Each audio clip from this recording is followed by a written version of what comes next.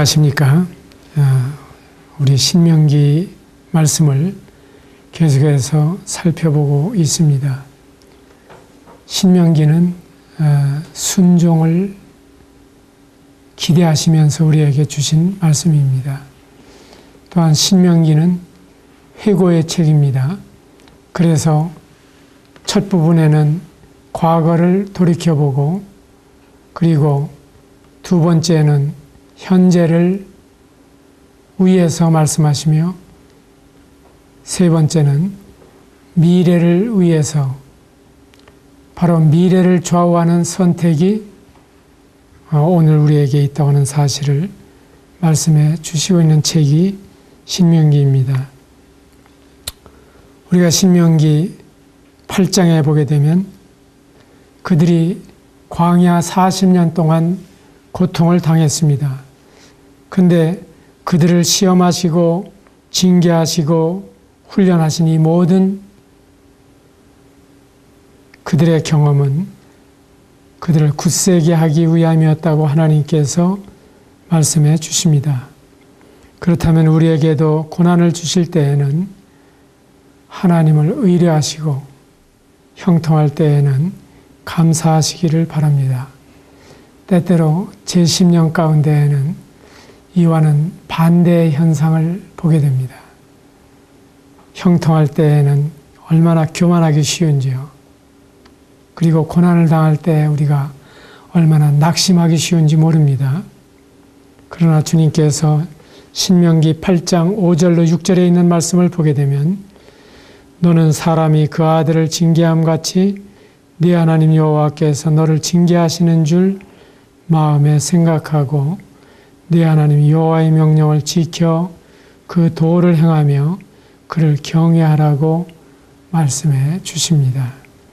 9장에서 가나안 땅에 들어가는 이스라엘에게는 강적들이 기다리고 있었는데 하나님께서 맹렬한 불과 같이 그들을 쳐부술 것이기 때문에 두려워할 이유가 없습니다.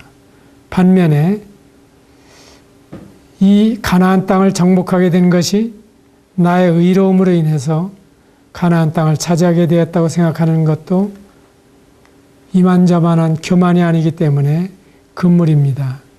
그래서 하나님께서는 그들의 실수하신 기록을 공개하시고 있습니다. 네 하나님 여호와께서 그들을 내 앞에서 쫓아내신 후에 네가 심중에 이르기를 나의 의로움을 인하여 여호와께서 나를 이 땅으로 인도하여 들여서 그것을 얻게 하셨다 하지 말라. 실상은 이 민족들이 악함으로 말미암아 그들을 내 앞에서 쫓아내신 것이지, 너가 의롭기 때문에 이 땅을 얻은 것도 아니요, 네가 정직해서 그러는 것도 아니요. 하나님께서는 오히려 죄악이 그 이방 민족들에게 가득 차 있기 때문에 그들을 쫓아내시는 하나님의 공의요, 이 공의가 그의 택하신 백성 이스라엘에 대한 사랑과 맞물려 있다고 하는 것을 말씀해 주시는 것입니다. 여호와께서 이같이 하심은 내 열조 아브라함과 이삭과 야곱에게 하신 맹세를 이루려 하심이니라. 아브라함이 400여 년 전에 약속을 받았습니다. 큰 강 유브라데에서 대해까지 너의 지경이 되리라. 그러나 지금 당장 그들을 쫓아내지 아니하고 아직 그들의 죄악이 관영하지 않았기 때문이다 말씀을 하셨는데, 지금 430년이 지나서야 지금 이스라엘 백성들은 가나안 땅을 밟게 되는 것입니다. 그런 시기가 지났을 때 죄악은 죄악대로 가득 차게 되었고, 그리고 이스라엘 백성과의 약속도 이루어지는 하나님의 공의와 하나님의 사랑이 바로 만나는 접점에서 지금 이스라엘 백성들은 이 광야 40년을 쉬고 이 요단강을 건너게 되는 것입니다. 우리는 이러한 하나님의 섭리를 다 이해할 수 없습니다. 그렇다고 해서 이것이 전적으로 하나님이 하시기를 바라보고 감나무 아래에 누워서 땡감이 떨어지기를 기다리는 것처럼 살아가라고 말씀하시는 것이 아닙니다. 다니엘은 바로 예루살렘의 황무함이 70년 만에 마치리라고 하는 말씀을 들었을 때 기도하기 시작하는 모습을 볼 수가 있습니다. 그래서 하나님께서는 이와 같을 때 여전히 그의 백성들에게 기도하도록 하시고 하나님을 의지하게 하시고 또한 그 마음을 감동하셔서 이 약속의 땅을 들어갈 수 있도록 인도하시는 것처럼 하나님께서는 우리들 가운데에서도 동일하게 역사하십니다. 부흥이 일어날 때마다 하나님께서는 그 백성들의 마음을 감동하십니다. 영국에 놀라운 부흥이 일어날 때 20대 청년이 불타는 심정으로 기도하고 있었습니다. 그 담임 목사님에게 목사님, 오늘 제가 말씀을 좀 전하면 안 될까요? 그러나 그 청년은 평소에 말씀을 그렇게 전하던 청년이 아니었습니다. 강단을 맡기기가 쉬운 청년이 아니었습니다. 그러나 너무나 간곡하게 부탁하는 그 청년에게 이 목사님은 기회를 주셨습니다. 이 청년은 나가서 성경 한 구절을 읽고 그리고 계속해서 울었습니다.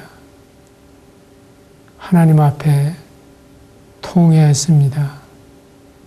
자복했습니다. 그리고 하나님 앞에 그러한 죄인을 무던히 용서하시고 기다려주시는 사실에 대해서 눈물로 감사했습니다. 그러는 동안에 거기에 참석해 있는 회중의 마음이 감동을 받았습니다. 함께 울었습니다.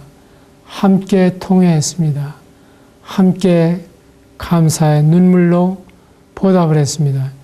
이것이 1859년, 60년대에 일어났었던 놀라운 부흥의 실마리였다고 하는 사실을 우리가 안다고 하면 정말 부흥은 하나님께로부터 오는 것일 뿐만 아니라 하나님께서 또한 그와 같은 심령을 우리에게 불어넣어 주심으로 일어난다고 하는 것입니다. 우리는 얼마나 형통할 때 교만하기 쉬운지 모릅니다. 또한 우리가 어려울 때 얼마나 우리가 하나님을 원망하거나 낙심하거나 대적하기 쉬운지 모릅니다. 이 모든 악에서 우리를 건지시고 형통할 때에는 감사하시고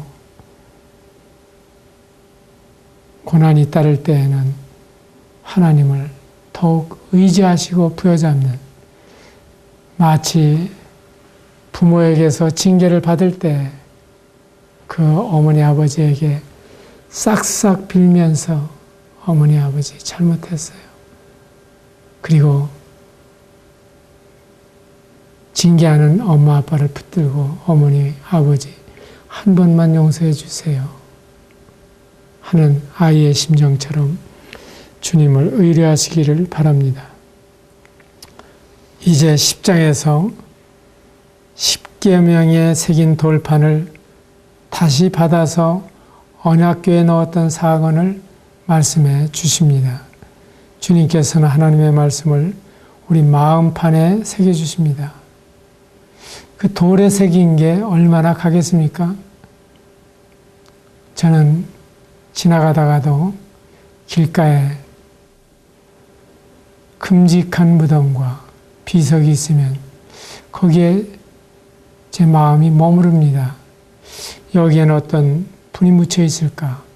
그리고 얼마나 존경할 만한 분이 여기에 묻혀 있을까? 생각하면서 그 비석을 읽어보고 그리고 교훈을 받는 경우가 많이 있습니다. 그러나 많은 비석들은 그렇게 오래가지 않는다고 하는 사실을 우리는 보게 됩니다. 십계명을 여기에 돌판에 새겼지만은 만일에 이 돌판을 깨뜨리지 않았다고 할지라도 그 돌에 새긴 십계명은 적어도 모세 이래로 3000여 년이 지나는 동안에 지금까지 결코 보존될 수가 없었을 것입니다. 어떤 경우에는 100년이 지나지 않아서 알아볼 수 없는 비석들을 많이 보게 됩니다. 우리가 잘 알고 있는 일본에서 최초의 한국에 복음을 전하러 왔던 노리마스 마사야스라고 하는 분이 계십니다. 그분이 참 한국을 많이 사랑하셨습니다. 그런데 그분이 1921년에 세상을 떠나셨는데 지금 그 비석을 들여다보면 알아볼 수 있는 글씨가 별로 없습니다. 제가 탁본도 떠봤지만은 그 탁본이 아주 희미합니다. 만일에 그 명치 대정년간에 나왔던 형제들이라고 하는 책을 통해서 그 원문을 제가 읽어보지 않았다고 하면은 도저히 그 글씨를 제대로 알 수가 없었을 것입니다. 살아도 주를 위하여 살고 죽어도 주를 위하여 죽고 사나 죽으나 주님을 위해서 살았다고 하는 생의주, 사의주라고 시작이 되고 있는 이 본문은 깎일 대로 깎여져서 지금은 알아볼 수가 없습니다. 그렇다면 어떻게 해야 되겠습니까? 주님께서는 하나님의 말씀을 우리 마음판에 새겨주십니다. 히브리서 8장 10절에 보게 되면 내 법을 저희 생각에 두고 저희 마음에 이것을 기록하리라. 나는 저희에게 하나님이 되고 저희는 내게 백성이 되리라. 그래서 한 권으로 주신 이 하나님의 말씀, 동시에 66권으로 되어 있는 이 하나님의 말씀을 우리가 주야로 읽고 주야로 암송하고 주야로 묵상하게 될 때 이 말씀이 우리 마음판에 새겨져서 이것이 우리의 길이 되고 빛이 되고 인도하심을 받게 되는 것입니다. 그들은 세상 만민 중에서 택함을 받았기 때문에 하나님을 경외하며 순종해야 하고 애굽에서 나그네였던 것을 기억하고 나그네를 선대해야 됩니다. 하늘의 부르심을 받은 우리도 형제 사랑을 계속하고 손님 대접을 잊지 말아야 할 것입니다. 한국인들도 지금 세계에 흩어져서 살고 있습니다. 또 한국에 많은 노동자들이 들어와서 지금 한국에서 살고 있습니다. 오랫동안 우리는 단일 민족이라고 하는 어쩌면 결벽에 사로잡혀 있었습니다. 그렇기 때문에 외국인들에 대해서 무시하는 이러한 경향이 있습니다. 특별히 우리에게 있어서 백인들에 대해서는 존경하는, 또한 유색인종에 대해서는 멸시하는 이 같은 잘못된 태도가 있습니다. 하나님께서는 사람을 외모로 취하지 말라고 말씀하셨습니다. 제가 어느 선교사에게 흑인들은 어떻습니까? 하고 물었을 때 그들 중에는 참 좋은 사람도 많이 있지요. 그런 이야기를 하셨습니다.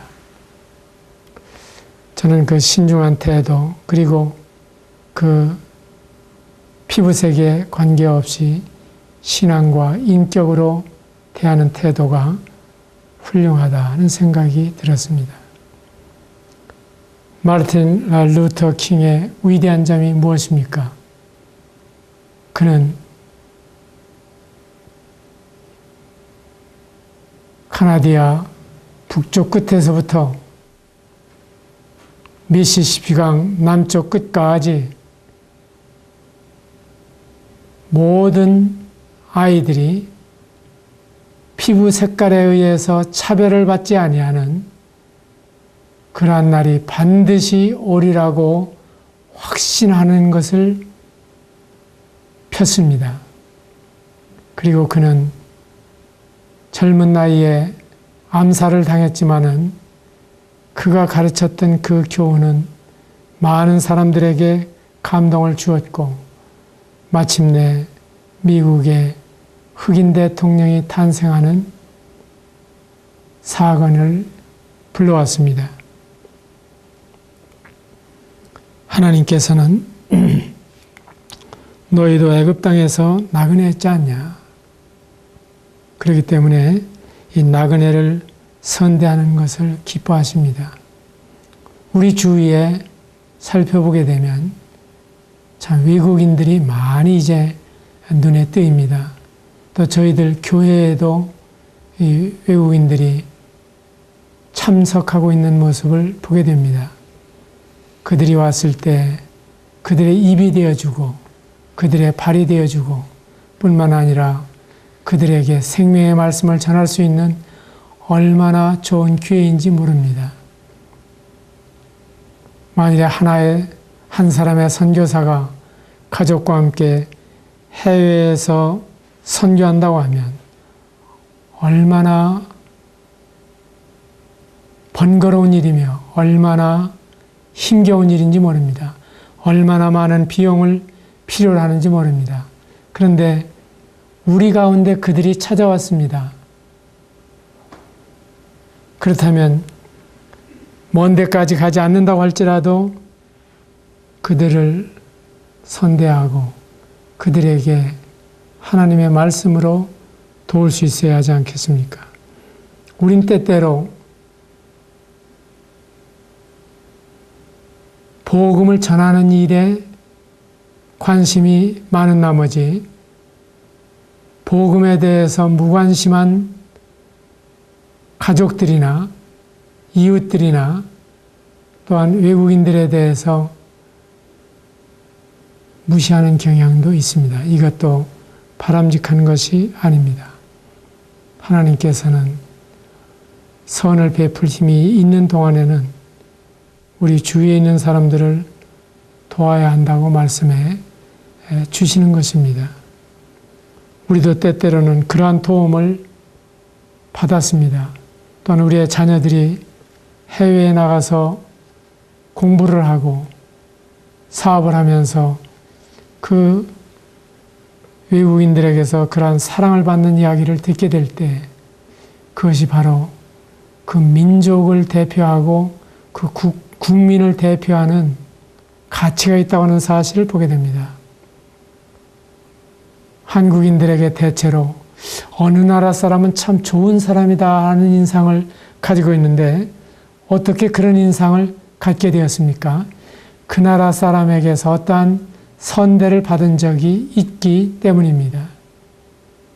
그래서 어느 나라에 갔더니 하는 그 이야기가 바로 우리와 만났던 그 사람이 그 민족을 대표하고 그 국민을 대표하는 것처럼 우리가 여전히 한국 대표요 그리고 그리스도를 대표하는 사람들이라고 하는 사실을 마음에 두시기를 바랍니다. 제 사촌 중에 한 사람이 고아원에 있으면서 미국에 있는 한 성도의 도움을 여러 해 동안 받았습니다. 미국에 유학을 하게 되면서 그 사람은 얼마나 잘 살고 있는 사람일까 하는 기대를 가지고 자기를 그렇게 여러 해 동안 도왔던 가정을 방문하게 되었습니다. 그러나 놀라운 사실은 그는 아주 자기가 살았던 형편 못지않게 조그마한 방에서 연금으로 생활을 하면서 가재도구라고 하는 것은 돈 날아갈 만한 것은 찾아보기가 어려운 이러한 가운데에서 꾸준히 자기를 도왔다고 하는 사실을 알게 되었습니다. 그래서 비로소 그 사촌형은 감동을 받고 행복한 빗장이라고 하는 책을 남겼습니다. 그리고 정말 도우면서 사는 것이 얼마나 행복한 일인가, 섬기면서 사는 것이 얼마나 행복한 일인가를 배우는 계기가 되었다고 하는 간증을 들은 적이 있습니다. 우리가 다른 사람의 사랑을 받았다고 하면 또한 그 사랑을 되돌려 줄 수는 없지만은 내리사랑으로 또 사랑할 수 있는 사람들을 찾아서 도울 만한 사람들을 도와주시기를 바랍니다. 형제 사랑하기를 계속하고 손님 대접하기를 잊지 말라. 이로써 부재 중에 천사를 대접한 이들이 있느니라. 이것이 대접하는 심정입니다. 아브라함이 창세기 18장에 보게 되면은 이와 같은 부지 중에 대접한 선례가 될 것입니다. 장막문에 앉아 있는데 어떤 사람들이 찾아왔습니다. 그랬을 때 부랴부랴 짐승을 잡고 부랴부랴 밀가루 반죽을 가지고 빵을 굽고 후닥닥 손님을 대접하는 이러한 모습을 볼 수가 있습니다. 우린 때때로 예약된 손님이 있지만은 부지 중에 방문하는 그런 손님들도 볼 수가 있습니다. 그에게 있어서는 실려 있는지 몰라도 우리에게는 여전히 하나님이 보내시는 사람들입니다. 이러한 분들에 대해서 아브라함이 손님을 대접했던 것처럼 부지 중에 천사를 대접하시게 되기를 바랍니다. 어떻게 아브라함이 그러한 모습으로 대접을 할 수 있었을까요? 기드온도 그렇게 하지 않았습니까? 그리고 삼손의 부모들도 그렇게 하지 않았습니까? 정말 그들은 천사들을 대접했습니다. 그런데 그 천사가 누구입니까? 구약에 나타나는 천사에 대한 기록을 보면 그 천사는 우리 주님을 가리키고 있는 것으로 보입니다. 하갈이 광야에서 가족 부대의 물이 다하고 이제 죽어갈 때 그 하갈에게 나타나신 천사도 주님을 보여주십니다.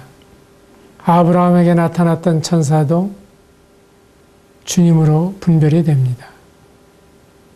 기드온에게 나타났던 천사도, 삼손에게 나타났던 천사도, 그리고 말라기서 3장, 4장에 보게 되면 언약의 사자를 말씀하시고 있는 것을 보게 되면 바로 그 사자, 곧 천사는 예수 그리스도를 가리키고 있는 것으로 보이는 것입니다. 이러한 사실들을 우리가 생각하게 된다고 하면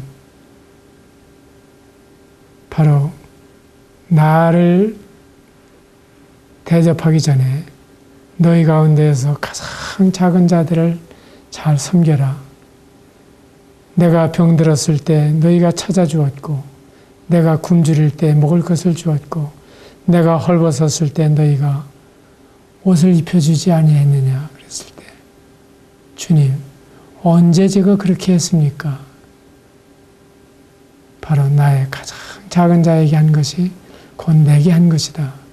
냉수한 그릇을 대접한다 할지라도 결코 그 상을 잃지 아니하리라. 이러한 말씀들을 보게 되면은 하나님은 얼마나 우리들을 통해서 세상 사람들이 주님이 계셔도, 하나님의 아들 예수님이 세상에 계실지라도 아마 저 사람 같았을 거야 하는 그러한 칭찬을 받을 수 있게 되기를 바랍니다. 제가 존경하는 인물 가운데 하천풍원이라고 하는 분이 있습니다. 가가와 도요이코라고 하는 분이 있는데, 그분이 어느 날 왕궁을 방문하게 되었습니다. 천황의 초청을 받은 것입니다. 그래서 황궁에서 천황과 독대를 하게 되었는데, 그때 천황은 물었습니다. 당신이 섬기시는 예수님은 어떠한 분이십니까? 그랬을 때 처음에는 당황했습니다. 어떻게 한마디로 대답을 할 수 있을까 생각을 하다가, 네, 제가 섬기는 예수님은 꼭 저와 같은 분이십니다 라고 대답을 했습니다. 그 또 천황의 화답이 걸작입니다. 예수님이 당신 같은 분이라면 정말 믿을 만한 분이시군요. 예, 우리가 예수님 같아야 하겠지만은 우리는 또한 작은 예수 그리스도로 이 땅을 살아가며 예수님이 얼마나 인생을 사랑하시며 그리고 그 인생을 섬기시는 분이신지를 우리 삶에서 잘 나타내 주신다고 하면 세상 사람들은 우리의 말을 통해서 믿는 것이 아니라 우리의 말과 행실이 일치가 되는 것을 보고 참 예수님을 믿을 만한 분이라고 고백하게 될 것입니다. 온양에 가게 되면 한 작은 교회가 있습니다. 지금은 몇몇 성도들밖에 모이지 않습니다만은 30-40년 전에 그 지역에 많은 사람들이 주님을 믿고 각지에 흩어져서 복음을 전하게 되었습니다. 그 마을에 한 청년이 참 주님을 믿고 나서 살아가는 삶이 대단히 본이 되고 훌륭했습니다. 그래서 동네 어르신들이 한 목소리로 말하기를, 그 아무개 같으면 예수 믿을 만해요. 그러셨다는 거예요. 바로 우리의 삶 전체가 예수 그리스도를 보여준다고 하는 사실을 기억하시고 그 삶을 여러분들이 나타내시되 우리의 이웃들, 바로 우리의 나 외의 모든 사람이 이웃일 뿐만 아니라 나를 필요로 하는 모든 사람들이 나의 이웃이며 나의 도움을 필요로 하는 사람이면은 무엇이든지 시간을 들여서 또한 몸으로 돈으로 섬길 수 있게 되기를 바랍니다. 때때로 제 아내가 무거운 보따리를 들고 이고 그리고 양손에 들고 집으로 돌아와야 하는 때가 있습니다. 그럴 때 고마웠던 이야기를 종종 들려주곤 합니다. 어떤 청년이 갈아타는데 그 무거운 짐을 선뜻 들어주고, 그리고 어디까지 가시느냐고 묻고, 심지어는 내려서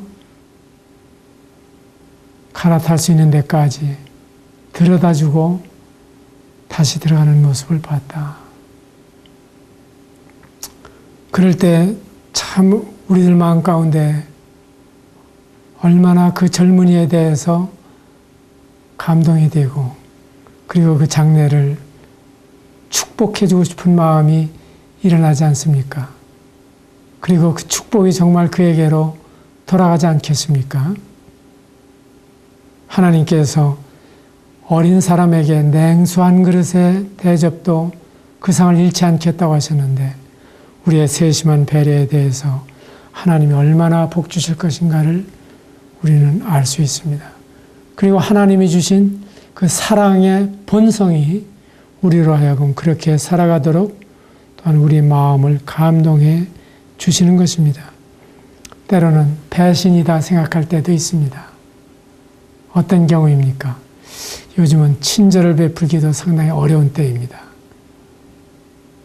짐을 들여다 주겠다고 해도 가지고 도망가지는 않을까 걱정을 해야 하는 세대가 되었습니다. 그리고 그런 의심을 받게 되면은 친절을 베풀기도 대단히 어려운 세대입니다. 그렇기 때문에 뱀같이 지혜롭게 이 선을 행해야 되지 않을까 하는 생각도 문득 듭니다. 11장에서 그들이 겪었던 사건에서 순종을 교훈으로 받게 되는 것입니다. 이집트에서는 나일강을 통해서 농사를 지었지만 그들이 이제 하나님이 내려주시는 비로 풍성한 수확을 얻게 하십니다. 순종하면 대적을 물리쳐 주실 것입니다. 순종하면 영적인 수고의 열매를 주실 것입니다. 이 단순한 열쇠, 그래서 우리 가운데 열매가 없을 때 끌탕을 해야 될 때가 아닙니다. 불평을 해야 될 때가 아닙니다. 그리고 뭔가 수단과 방법을 찾아야 할 때가 아니라 무릎을 꿇어야 할 때이고 순종해야 할 때이며, 그리고 주님을 더 의지해야 할 때인 것입니다. 12장에서 가나안 땅에 들어가게 되면 모든 우상을 파괴한 다음에 택하신 곳에서 주님께 경배하고 교제해야 합니다. 결코 피를 먹어서는 안 되고 원주민의 악습을 모방해도 안 됩니다. 하나님께서는 가감하지 말지니라 하는 말씀을 자주 말씀하십니다. 내가 너희에게 명하는 이 모든 말을 너희는 지켜 행하고 그것에 가감하지 말지니라. 이 가감하게 되면 하나님께서는 재앙을 더하시거나 복을 덜어내실 것이라고 말씀해 주시는 것입니다. 그래서 우리가 얼마나 철저하게 순종할수록 제 생애 가운데 보게 되면 불순종한 일이 참 많이 있지만은 그래도 하나님께서는 순종하는 구석이 천에 하나 만에 하나라면 그걸 어여삐 보시고 사용하시는 것을 보게 됩니다. 여전히 부족하지만, 그리고 여전히 불완전하지만 하나님께서는 그 한 가지를 보시고 격려하시는 것을 보면 참 감동이 됩니다. 제가 자녀를 양육하면서도 아이들이 저지르는 일들이 참 많이 있지만은 일일이 탓하려면 하루 종일 야단을 쳐야 될 판이지만, 그러나 귀엽게 보면 그 아이들이 하는 일 가운데 행복한 일들이 한두 가지가 아니에요. 주님이 그런 심정으로 우리를 보시기 때문에 우리를 보존해 주시고 사용해 주신다고 믿습니다. 그러나 결코 이것이 우리의 완전을 말씀해 주시는 것이 아니고 우리가 부족함이 없다고 하는 사실을 말씀해 주시는 것이 아니기 때문에 우리가 꾸준히 가감하지 말고 순종하고자 하는 일에 전력을 다하시기를 바랍니다. 우리는 신명기의 무궁무진한 교훈들을 살펴보고 있습니다. 우린 역사에서 교훈을 받습니다. 그 이스라엘의 역사를 우리가 계속해서 살펴보게 될 때 단순히 이스라엘의 역사가 아니라 하나님의 감동으로 주신 교훈이라고 하는 것을 보게 됩니다. 저는 참 역사를 좋아합니다. 이야기를 좋아합니다. 우리의 선조들의 이야기를 좋아합니다. 그리고 국사를 좋아합니다. 세계사를 좋아합니다. 교회사를 좋아합니다. 이 역사 가운데에는 그 역사에서 살아난 사람들의 삶을 통해서 오늘날 우리들에게 교사로서 또는 반면교사로서 교훈해 주시는 것이 있기 때문입니다. 그런데 하나님께서는 그 역사 가운데 역사를 압축하셔서 성경 가운데에 그 역사를 주신 것입니다. 그래서 어떤 사람은 말하기를 왜 우리가 이스라엘 역사를 배워야 하느냐 하고 반문하는 사람들을 종종 봅니다만 단순한 이스라엘 역사가 아니라 성령의 감동으로 정선해 주신 무한한 교훈의 보화가 담겨 있는 역사입니다. 그래서 이 역사를 배우면 배워갈수록 우리에게 이러한 놀라운 교훈을 담고 있는 것입니다. 저는 사실 성경 개요를 하고 있지만 한 구절의 말씀도 다 감당하기가 어렵습니다. 한 시간 내내 며칠을 말씀을 드린다 하더라도 잘 풀어서 교훈을 캐낼 수가 없습니다. 그러나 우리가 이 말씀을